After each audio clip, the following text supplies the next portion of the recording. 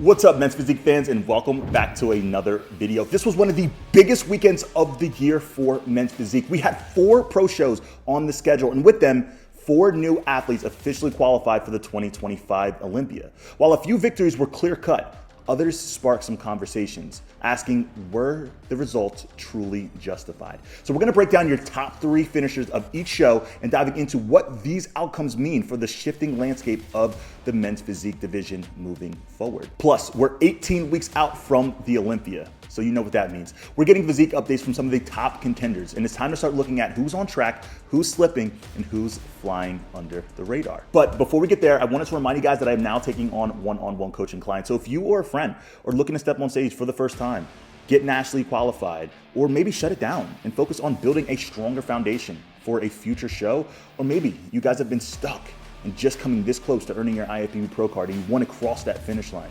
all you guys have to do is click the link in my bio, because I can promise you guys this: if you're looking for a coach who prioritizes communication, somebody who's going to make sure that they build an individualized approach, no cookie cutter bullshit, on how to maximize your fullest potential, or you simply want to make sure that you have somebody who's going to get back to you in a timely manner for your check-in responses, all you guys have to do is click the link in my bio. Like I said, this will not be easy, but I can promise you this will be the best investment that you have ever made. So make sure you click the link in my bio. Don't wait till the end of this video. Click the link in my bio, sign up, and then jump back into this video. But now that that's out of the way, I want you guys to sit back, relax, and enjoy this video. Grapevine, but I ain't hearing nothing great. No, they wanna take it all from me, so I give what it takes. Whole life been a miracle, seen everything but a cape. Why would I stop now? Found everything on a journey, but another way. Look, I'm not. The first show of the weekend took place in Denver, Colorado at the Mile High Pro. So let's quickly break down your top 3 finishers, starting off with last year's winner and 3-time Olympian in Ryan Clark. Ryan has always been known as a guy who brings a level of consistency from show to show, but also a balance in his physique. Not one muscle group necessarily stands out compared to another muscle group. But at this show, there was actually balance that hurt him. His front shot was beautiful. He, again, has a small waistline. He has great round muscle bellies and a good density on a smaller frame, which still allows him to stand out. He has a men's physique look, even though he doesn't have necessarily the biggest structure.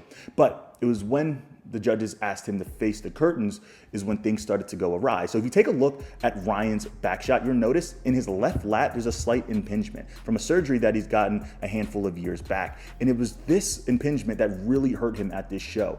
Now, from my understanding, this surgery damaged the muscle tissue in his left lat, causing an inability for that muscle to actually grow and stay true to shape. Now, if you take a look at Ryan's right lat, you'll notice he doesn't have any scar and there's no impingement. So you can literally clearly see a difference between the right and the left, all within one physique. And I think this is where it truly hurts him. A guy who used to be known for balance, as he gets bigger and bigger and bigger, and for example, that right lat grows, whereas the left lat doesn't necessarily grow with the same level of efficiency, he's almost building a bigger gap between his own physique. So even though there is some gaps that he needs to fill in, he has to be strategic in doing so in order for him not to hurt himself or, literally shoot himself in his foot. But overall, he looked absolutely phenomenal.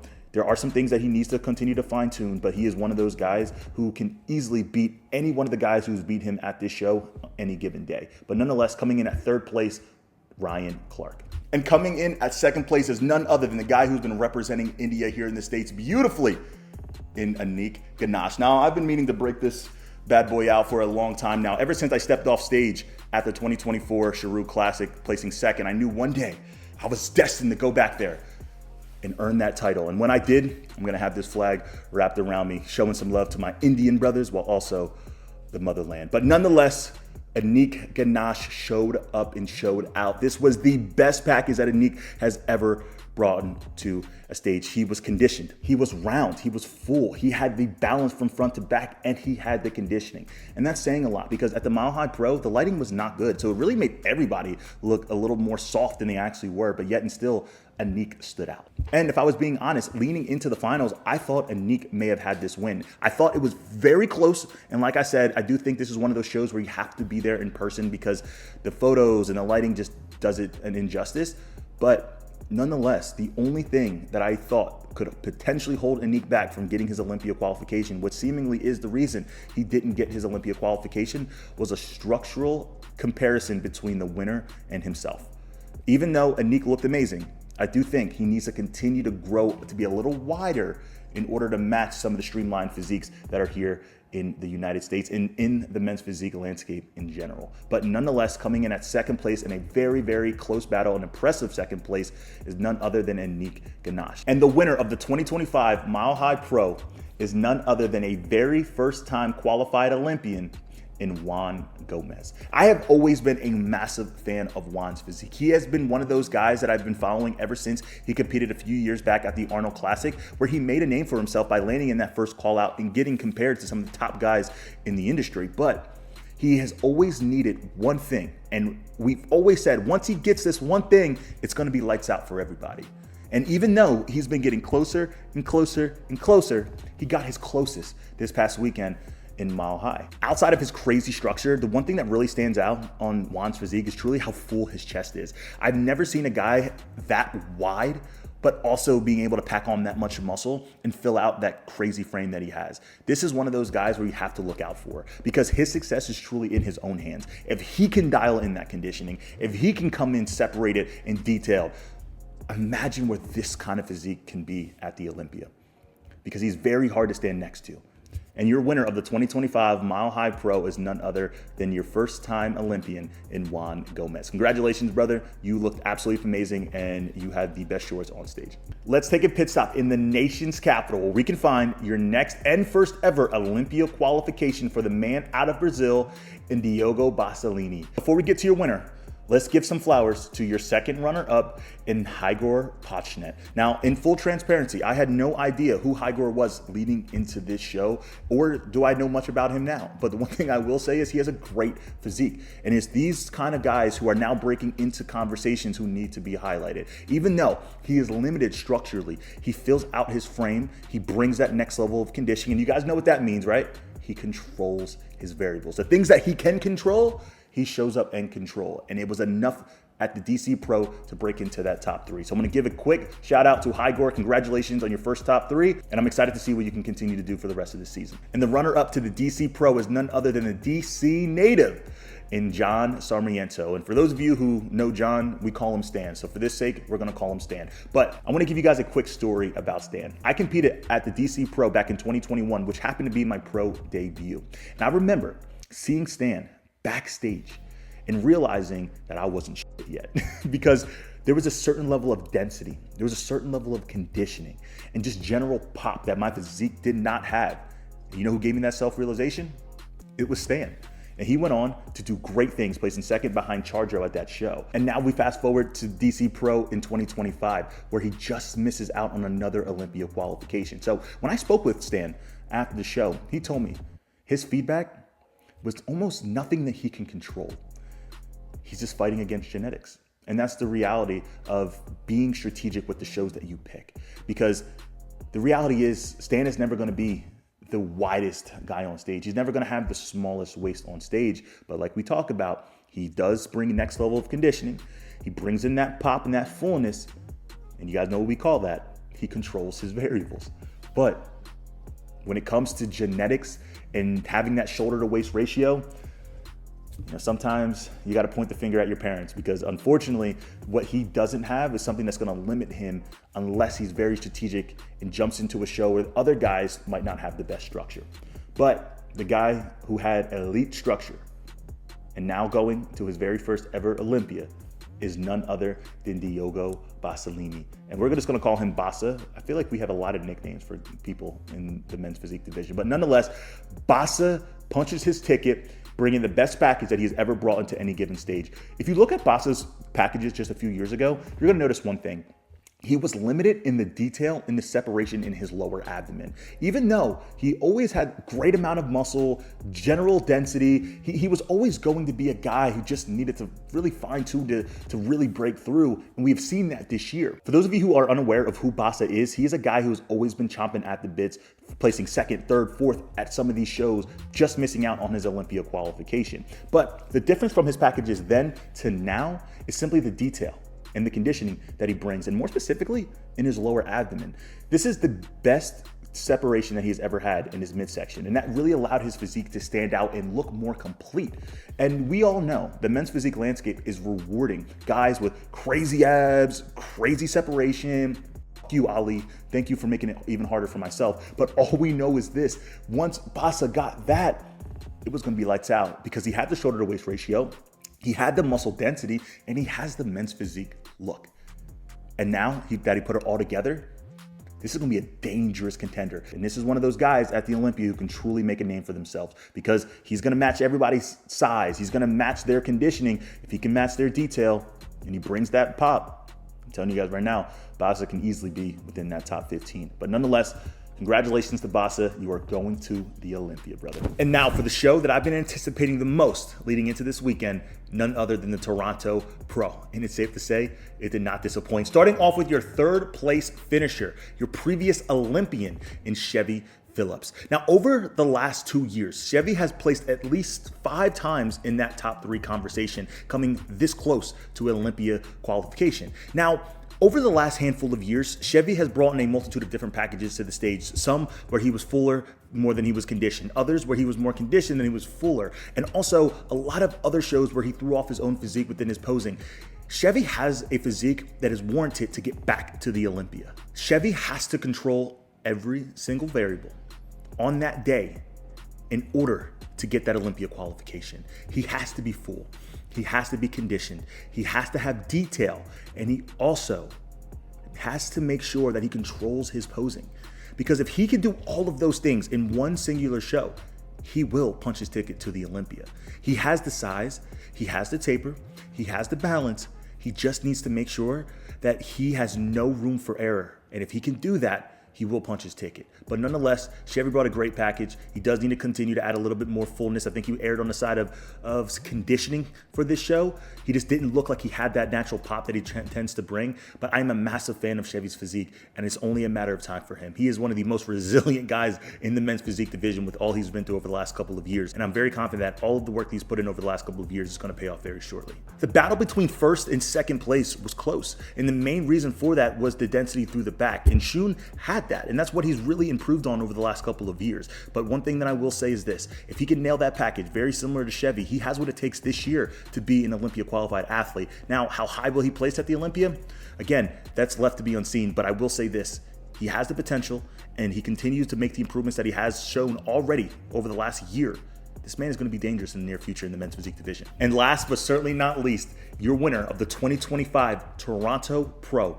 You're now 3-time Pro Show winner, 2-time Toronto Pro champion, and 3-time Olympian. Going back to the Olympia stage is none other than Drew Cullen. We talk a lot about the importance of consistency on this channel, and Drew is another prime representation of that. Drew is another guy whose ceiling is extremely high, while his floor is also at a high position, because an off version of Drew still finds himself within that top 6 at most shows. But an on version of Drew, a Toronto Pro version of Drew, is an Olympia qualified athlete. He brings the next level of conditioning. He has the beautiful roundness in his front shot that really allows him to stand out. He might not be the biggest guy on stage, but the muscle that he does have tends to be maximized at every single show. An off version of Drew is a flat version of Drew. It's not a not conditioned version of Drew. So he always controls the conditioning variable. When he nails that fullness like he did this week, it's very hard to stand next to him. He's a very pretty physique, small shoulder to waist ratio, has one of the best structures from the front, and without a doubt, a top 10 front shot in the men's physique division. But the one thing that has always held Drew back has been his back. And leading into this show, we've seen updates being posted online that looks like he's made improvements.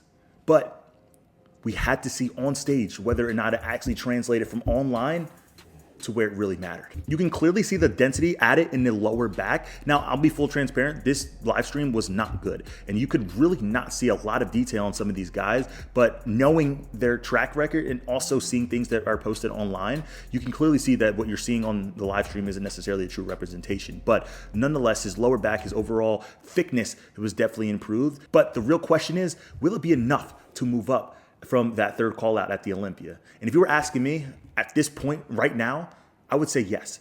But there's no doubt leading into this year's Olympia, he needs to make sure that he aims to add as much density as possible, because the guys at these shows at that top level, they're complete. They're balanced. And Drew is one of those guys who hasn't been as balanced as some of these other guys, but still managed to beat them based off of how dominant his front shot is. But a dominant front shot, if that is somehow followed up with even just a good back, it doesn't have to be a great, doesn't have to be, a top 10, 15 in the world. It just has to be enough. Whereas your front and your back aren't such a polar opposite. But nonetheless, Drew Cullen punches his ticket to the Olympia, and my man fucking did it. Congratulations, brother. I will see you in Las Vegas. I mean, I'll make sure I'll get a close ticket so I can see you, but I'll see you. Now, before we get out of here, we have to take a quick second to congratulate your newest qualified Olympian after winning the Thailand Pro. My brother out of the UK in Tyler Smith, a man who retired, who came back, who has been battling health issues over years and never knew whether or not he was actually going to get this far. I have always been a massive fan of Tyler's physique. You guys want to talk about detail. You guys want to talk about conditioning. I'm going to say this twice. You guys want to talk about conditioning. This man brings next level of pop and fullness and has the size to match it. He doesn't have the quote unquote prettiest physique, but he has a dangerous physique, a physique that I know I wouldn't want to stand next to, and I know a lot of people out there coming up and growing through the ranks would not want to stand next to, because he is an exposer. With that level of conditioning, with that level of pop, he's just one of those guys that can truly expose somebody for not having what he has. But overall, Tyler Smith brings it. He punches his ticket. And if you take a look at the lineup that he was going against, and this is no disrespect to anybody else, but you could clearly see the dominant presence that Tyler brought. He's a taller guy. He's a wider guy. I'm going to say it again. He's a conditioned guy. He is somebody who just, we're not going to say it, but we're going to say it, controls his damn variables. This man looked absolutely phenomenal. Congratulations, Tyler Smith. Motherfucker, you are going to the Olympia. Congratulations.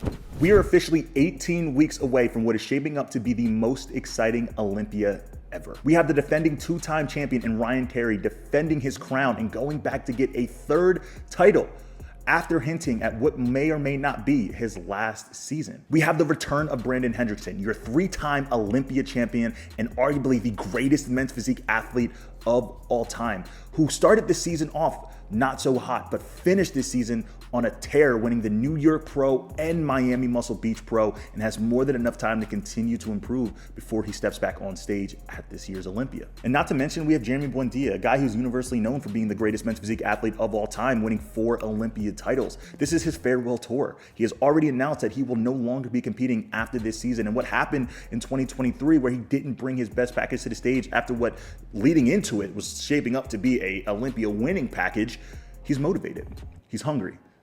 And I'm excited to see what he does at this year's Olympia. And not to mention, we have Aaron Banks, a former Olympia champion, just beat a 3-time Olympia champion at the Pittsburgh Pro, winning the Pittsburgh Pro, and now seemingly has all the momentum in the world. So let's quickly take a trip around the league to see what these physiques look like 18 weeks out from the Olympia, starting off with your runner-up to last year's Olympia in Ali Bilal. After Ali decided to pull out from the Pittsburgh Pro and New York Pro, he actually took a full step back from bodybuilding as a whole. He didn't train, he didn't diet, nor was he on PEDs for a full 10 weeks.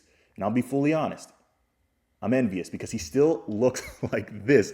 This is what most people look like about 8 to 10 weeks leading out from a show. But yet and still, Ali Bilal is at a great starting point for this year's Olympia prep. And after what he posted on his Instagram story just a couple days ago, yeah, it's safe to say Ali Bilal, he's more motivated than ever. He wants to remind people of what he's truly about. Now let's talk about somebody who might be going under the radar 18 weeks out from the Olympia, a guy who placed 9th last year and has seemingly made the improvements that the judges wanted to see in order to move up this year. I'll say it now. I have been within that top 6 this year at this year's Olympia. But before we get there, you can clearly see the lower erectors coming to life. You can clearly see the general density. Ben is 20 pounds under his weight cap, or at least he was 20 pounds under his weight cap at last year's Olympia. If he can close that gap by 5 to 8 pounds of true solid tissue on a guy who is just has a naturally bigger frame, he's going to be very dangerous. So I'm excited to see what he does. And again, if he can continue to improve on this with 18 weeks with more than enough runway, dangerous. And whenever your 4-time Olympia champion posts a physique update, we got to talk about it. Jeremy Buendia, 18 weeks out from the Olympia, looking crazy.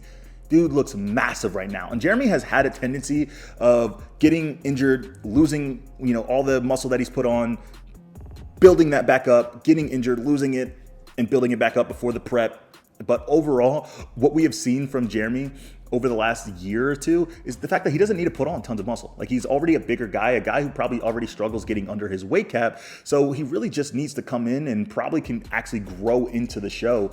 But what we're seeing here, 18 weeks out, this dude is big. You know, he's probably going to continue to feed up for a couple more weeks before he starts to taper back down. But man, this guy can be dangerous. I'm telling you guys right now, I had the opportunity to see Jeremy 5 weeks out from the 2023 Olympia, and I'm telling you guys, that package that he was trending towards didn't truly represent itself on the stage. And from seeing it up close and personal to then seeing the final package up close and personal, I know there was something off. And again, I would hate to see Jeremy go out without redeeming himself based off of his last package. Because I feel like the conversation of those taking him out of being the best in the world has come after seeing his comeback. But I'm telling you guys, this comeback, this is going to be the one. This is going to be the one that sets that standard and helps build his career and solidify his career as the greatest men's physique athlete of all time. I do believe a prime Jeremy Buendia could easily be top 3, top 4 fighting for that 5th Olympia. It's happening. It's going to happen. I'm speaking into existence. But nonetheless, Jeremy Buendia 18 weeks out from the Open. And look at what we have here. Kyron Holden drops a physique update as I'm recording this video, so you know we got to talk about it. Kyron has always been a guy who keeps his plans close to his chest. He never announces what shows he's going to do. He usually just jumps into a show and breaks some hearts. But looking at his physique updates, you could definitely see that he's getting closer and closer and closer to something. Right? Because he's round, he's bubbly, and he's starting to get that conditioning, and his back looks crazy. Like, he has been one of the most complete backs in men's physique. If he can thicken those erectors out, I think he might just have one of, if not the best back in men's physique, because he has crazy outer lat detail, and he just has overall a complete back. You know, just needs a little bit more density throughout the back, and it's over. But overall, Kyron Holden looks good, man. Now, I don't like the fact that he's hitting some classic physique shots, but he's working in some men's physique looks in here as well. So hopefully he doesn't break our hearts in transitions like Kaiki did. But nonetheless, Kyron Holden looking really good. But brother, you got to tell us what show you're doing. You don't. Just let us know. Just let us know. No more teasing. And now that you guys are caught up on all things men's physique, I want to take a quick second to thank each and every single one of you guys for continuously supporting this channel. But I can also guarantee there's some of you guys out there right now who are watching these videos who aren't subscribed yet. So make sure you smash that subscribe button. And if you are a men's physique athlete and are looking to step on stage in some premium board shorts, Manifest Competition Wear has gotten your back. So trust me, once you buy a pair of shorts, you will never go back. Make sure you shop manifestcompetitionwear.com. And as always, we love you guys. We appreciate you. Until the next video. I got my name in stone.